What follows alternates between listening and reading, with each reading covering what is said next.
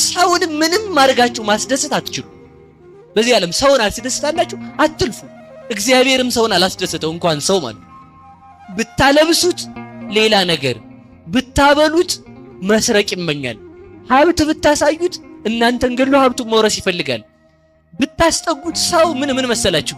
ቁልቋል ታውቃላችሁ? የከተማ ሰው ላያውቅ ይችላል። ቁልቋል ታውቃላችሁ?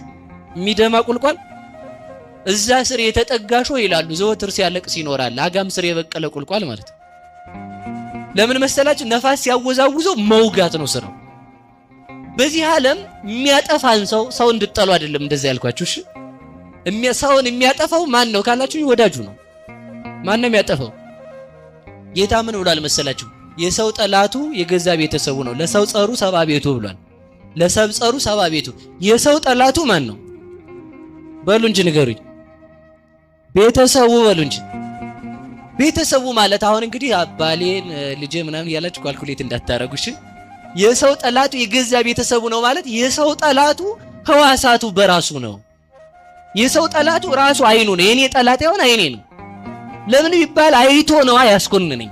አይኔን መቀደስ ካልቻልኩ በአይኔ መኮነን ጀምራለሁ ማለት ነው። ይሁዳ የተኮነነው እኮ በሰይጣን አይደለም ታውቃላችሁ አይደል? ይሁዳ የተኮነነው በገዛ ራሱ ልብ ነው የተኮነነው።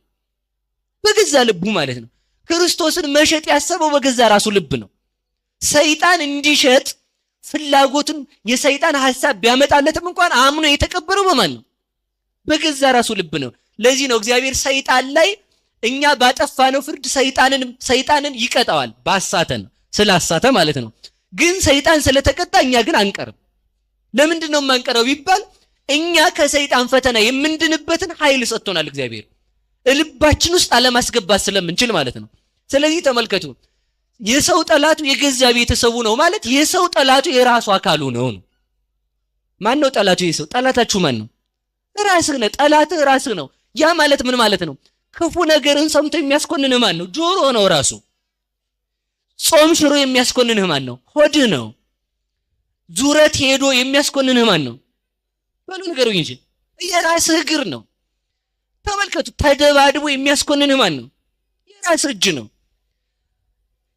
ይኸውላችሁ ተሳድቦ የሚያስኮንንህ ማን ነው? የራስህ አፍ እኮ ነው የሚያስኮንንህ። ሌላ ሰው ገብረ ማርያም በተሳደበው አንተ አትጠየቅም። አንተ በተሳደብካት ነው የምትጠየቀው። ክፉ ነገር አሽትቶ የሚያስኮንንህ ማን ነው? የገዛ ራስህ አፍንጫ ነው። ስለዚህ የሰው ጠላቱ የገዛ ቤተሰቡ ነው ማለት የሰው ልጅ ጠላቱ ተጀምሮ እስከሚጨርስ የገዛ ራሱ ወዳጅ ነው። ለዚህ ነው መጽሐፍ ሲናገር ምን ይላል? ታቀብም ጸላይከ አሐደ ጊዜ ወእምፍቁር